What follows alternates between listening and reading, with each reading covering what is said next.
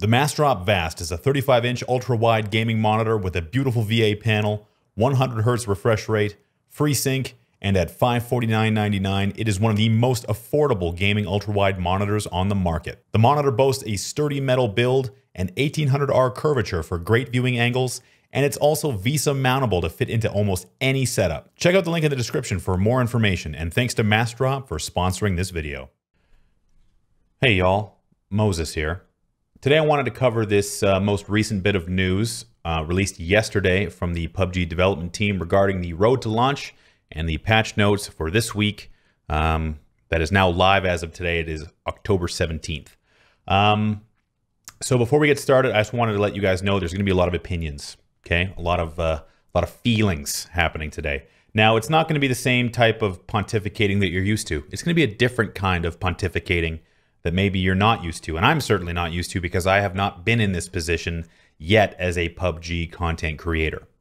With that in mind, I would like to say thank you to the development team for making this game, because I would not be talking to you and you would not be subscribed to me without this game. So I'm infinitely grateful.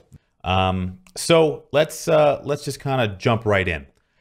We received news that we will not be getting an October patch, not the one that we anticipated, which would be a full content patch as we have received every month since early access launched in March. There are 11 weeks left until the end of 2017, say the devs, and they are hard at work to make sure that they deliver the launch version PC 1.0 and the Xbox game preview by the end of 2017, as was their mandate when the game launched. Not the Xbox part, the exit from early access back in March. This Xbox thing didn't come out until a little bit later, around Gamescom is when it was announced. And at that point, there was some concern that Xbox would take away from the current development of the game. So let's kind of examine that and a few other things. The first thing I wanted to say is this is horseshit. We've received content patches every month since the game came out. Back in August, we gave them a hard time for launching patches too quickly, because that patch, while was quite good once they fixed it, broke the servers for a weekend or so. So that was when I said myself that they should take extra time to put these patches through testing and take a couple extra days. So I said it, and I stand by that. That is the right thing to do. And that's what they're going to do with vaulting and climbing. They're basically saying that we will receive a vaulting and climbing patch on the test server at the end of October, early November, and we will test. There will be a couple of test phases to make sure that everything works, and ahead of the launch of the PC 1.0 and the Xbox game preview, which I imagine is the Xbox beta. So they're not going to, they want to provide a stable service. Just going to let that one stand. Some nice things in there, you know, the 3D replay system, which is, I think, probably one of the biggest features that I'm excited about, as well as new vehicles and the new map and all the other stuff that we've been talking about through early access. So why is this bullshit? Well, it's bullshit because this PC 1.0 and Xbox thing is in the same sentence. Nowhere here does it say that, well, I mean, they've said in the past that development teams are separate and distinct, but it seems very strange that if vaulting and climbing has been in development for already 2 or 3 months, and, you know, I'm not saying that that's a small endeavor, that we would have maybe seen some other level of content being pushed, like server stability, game optimization, all the other things that would have gone into making the game more stable today. So is PUBG dying? No. PUBG is growing at a rapid rate.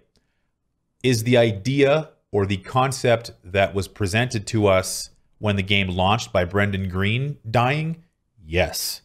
We were told in many different forums and on posts and here and there that this was going to be different. They're going to treat PC as the primary platform. They were going to treat it as open and transparent. They were going to communicate. We were going to get weekly patches, monthly content updates, regular communication about development, and they were going to leave early access by the end of 2017, which by all accounts, aside from those first two things, they are going to do. They are going to leave early access at the end of 2017. So there's a couple of factors that made PUBG very successful. One was the fact that the battle royale genre was underserved. H1Z1 was the only other game kind of populating that space prior to PUBG, and that even Brendan Green had a hand in that project as well, at least in its early stages.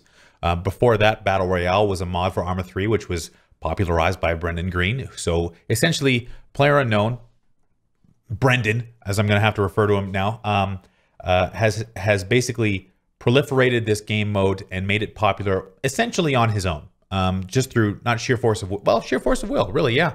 I mean, by putting the mod out, then by going to work on King of the Kill, and then by putting this game out with his name on it, he has made this game the way it is. So let's look at King of the Kill. So this is one of the things that is kind of ties into one of the primary criticisms of PUBG, which is when another competitor enters the space, even if it's a AAA developer or some other person or some other game like Fortnite, which in itself was kind of a roughshod, kind of slapped together mode on a game that had already flopped. Fortnite was a flop as far as I could tell, or else they wouldn't have completely changed their game to try and compete with PUBG and take away market share. This is what King of the Kill looked like around March. So March is when the beta came out for PUBG. Okay, so there's about 124, 115 around that amount of peak users daily, concurrently. Now, as you can see, this happens. Okay, badness. The player base essentially shrinks and doesn't necessarily disappear, but it is a absolute shadow of its former self. And now they sit at 44,621 peak concurrent users. Let's say 50. Say 50,000 peak concurrent users daily. So let's flip over and take a look at PUBG. So PUBG, obviously a completely different story. You know, it's doing this. It's growing at a fairly rapid rate. I mean, from here to here, these are incredible growth rates here. So it's one of these situations where you have to say, how could PUBG possibly be dying? There are a couple of things within this graph that I think are kind of interesting. So around the time of August, which is when the when that golden bullet patch was released, and then broke the servers, and then they fixed the servers, and then everything was great. So like these like August to like September-ish, like just before the, like mid-August or early September, the game was awesome. The early desync was reduced significantly, not gone, but it was reduced significantly. And then September came along, so a little bit further down the line here. This was kind of like the popularity is increasing because the game is more stable. It's a little bit more playable. There's more content, and that's kind of just the trajectory of the game. Now, around the same time, Brendan Green announced that he would be stepping away from being the point man for the community. He was no longer going to be the guy writing the patch notes. He was no longer going to be the guy answering all the questions on Twitter, and for good reason. The game was increasing in popularity, and I mean, Brendan had a few missteps PR-wise. I mean, some of it might have been like for show, like the whole thing with Dr. Disrespect. So fine, fair enough. But at the same time, around that announcement, they also announced that on August 16th that they would be changing the way that patches rolled out. We're going to go to as they are ready to be rolled out type of thing, focusing on the month-to-month patches. Now, Gamescom happened around there as well. And at Gamescom, Xbox was announced. And then, all of a sudden, the September patch was late, a little bit late, you know, about 2 weeks late. Not a lot of optimization in there. There was a new weapon, a couple of changes here and there. Not a bad update, but not as robust as we had seen in the past. If you think logically, why would a completely separate and distinct team try to port the game to Xbox if they're trying to maintain some unification of what the game is supposed to feel like? So why then would nobody from the current team go to work on Xbox, or at least, you know, spend time giving them direction, you know, not focus primarily on PC?